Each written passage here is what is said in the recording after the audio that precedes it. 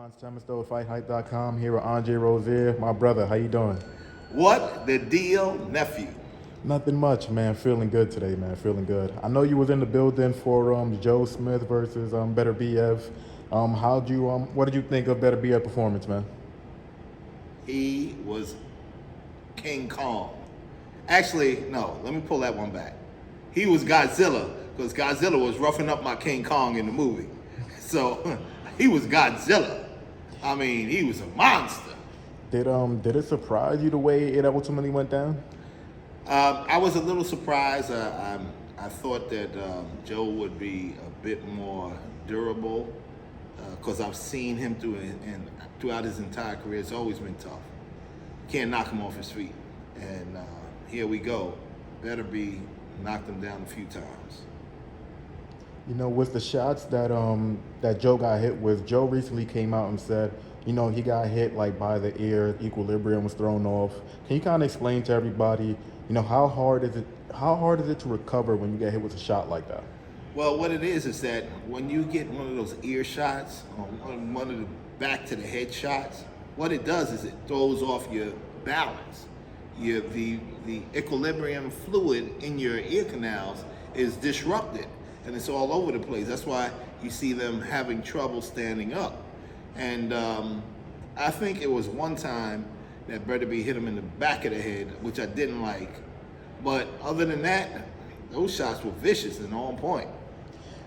Did you think that Joe came out with the right game plan? He came out super aggressive, wasn't trying to box him at all. Do you think that was the right game plan? For about 25 to 30 seconds, he had the right game plan. He came out jabbing, throwing 1-2s. He should have did that the whole fight. But he got caught with a shot, and he went into, Coloco mode, and he's had to fight with him and go shot for shot, and that was not the strategy that he needed to utilize. He was the taller man, he was the longer man, and he could also punch. He should have kept it clean. Actually, it should have been jab, jab, right hand, left hook to the body, jab, right hand hook, all night long. You know, the big question now is Beterbiev, Bivol. Beterbiev's team and Beterbiev himself said, you know, Bivol, that's the fight that I want next. If they was to fight, how do you see it playing out, man? Another fantastic fight. This year is turning out just the way I wanted it to. We see in boxing reaching its fruition. I'm a big fan of Bivol. So off the top, I'm going to tell you that I think Bivol is going to win that fight. He's going to be on point. He's going to be boxing like a razor blade. And that's going to give Beterbiev lots of problems. And Bivol is good with defense also. He doesn't get hit a lot, even if it's coming at you a mile a minute. I see him controlling the atmosphere of that ring and utilizing his very, very beautiful and articulate jab to control the action. But what about the power of Beterbiev, man? We seen when he fought against Alexander Gosnovic, who was also a really terrific boxer. Eventually, he just got to him, broke him down, and stopped him. Do you think it could play out the same way, or are you just steadfast in your belief that no, Bivol is going to win that fight? Well, I mean, of course, anything is possible in the theater of the dramatic. So, yes, it could happen, but I think Bivol is such a tactician that he knows he has to control that action and not allow a firefight to break out. And he's very, very intelligent, and he knows what he has to do to make sure that doesn't happen.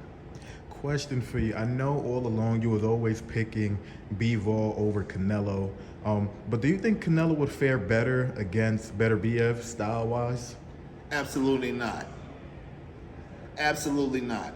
He's going to come for him, and if Canelo was more of an artisan with defense, I would say it could be a little bit different, but Beterbiev is throwing dynamite at you.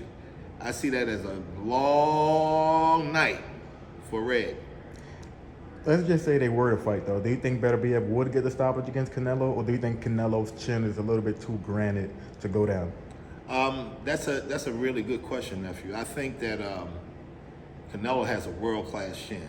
I mean, really. But Beterbiev has world-class power. So it's going to be one rock against another rock. I dare to venture to say which one would collapse under the pressure. So, but since Canelo does know how to fight, and it's a different form and fashion of situations, I think that he would definitely finish the fight. So you're saying that Beterbiev would stop Canelo? No, I would say Beterbiev will win, but he won't stop Canelo. Gotcha. Okay. So, after the fight, Beterbiev was saying that, Bivol is the next fight that he wants to take. And if he was to succeed in that fight, or after that fight regardless, he would want to move up to cruiserweight and then to heavyweight. How would you see him faring go first at cruiserweight? Cruiserweight. I mean, it's almost like that's a stepping stone division. Guys like to step from the cruiserweights to the heavyweights. So I think he could fare well. Maybe some of the very best guys would give him problems because he'd be a smaller guy then. And most of those cruiserweights are really big now. They're like 6'4", 6'5". They're starting to be giants like in the heavyweight divisions. It's like, this is my stop at Pennsylvania Avenue before I get to 42nd Street. So I think that it would be a bit difficult with the best of them, but he could show the wares to actually hustle and bustle with them, and he can punch. So I think he could do well at cruiserweight. Heavyweight. But do you think he can win a world title at cruiserweight? It's a possibility with the right opponent, with the right situation. It's always a possibility. Okay. You can set these things up and they seem to happen that way. Gotcha. And your thoughts on him moving up to heavyweight? Forget about it. No chance at all? No chance at all. Wow. Beterbiev versus Tyson Fury? Forget about it. Annihilation. So you don't think his tenacity, his punching power, anything like that will translate to heavyweight? I'll put it to you like this. Wilder is one of the biggest punching athletes on the planet. Beterbiev can punch, but Wilder can punch. Wilder can knock down the Empire State Building if he hits it right. He hit Tyson several times. Tyson got back up and stopped him. Enough said about that. Gotcha. So I guess you're saying that his cap should be cruiserweight, not heavyweight. Exactly. Forget you go if you want to go and test your capability at heavyweight. That's fine. I commend that, but it could be very dangerous for him because those guys are big, strong, and every one of them can punch.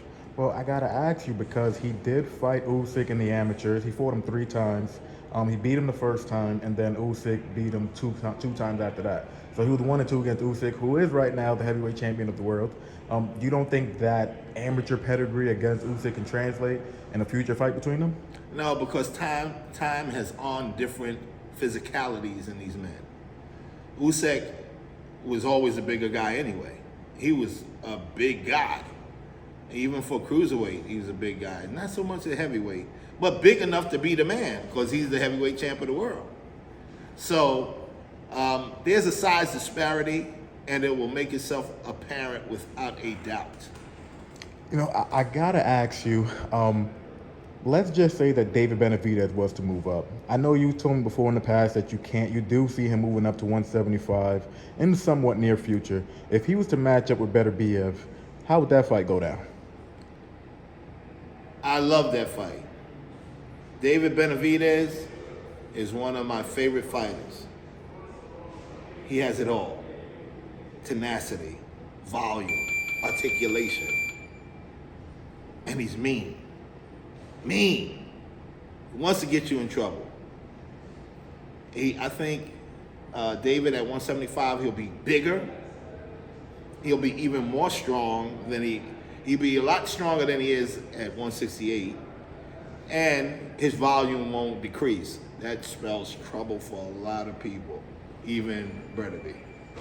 But if you had to pick somebody to win that fight, David, without question. Without question.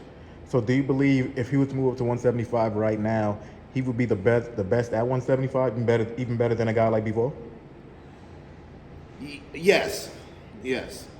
I like David over just the mechanics that he possessed. and he utilizes them so well. Really, I mean, he's one of those throwback athletes, and he looks to get you in trouble and knock you out. He keeps pounding away and breaking you down, and it's amazing what he does when he's fighting. Gotcha. In your view, what do you think is next for Joe Smith, man? I don't know. That's a good question. I mean, Joe, he's still young enough to get back on the horse, and he was the light heavyweight champ of the world. So he could have returned to that scene and become light heavyweight champion again if he chooses to. That's up to him. It's up to him. But Joe is one of our hometown boys. You know, we love him, and we wish him all the best in whatever he does. If he chooses to box again, we'll be there cheering for him.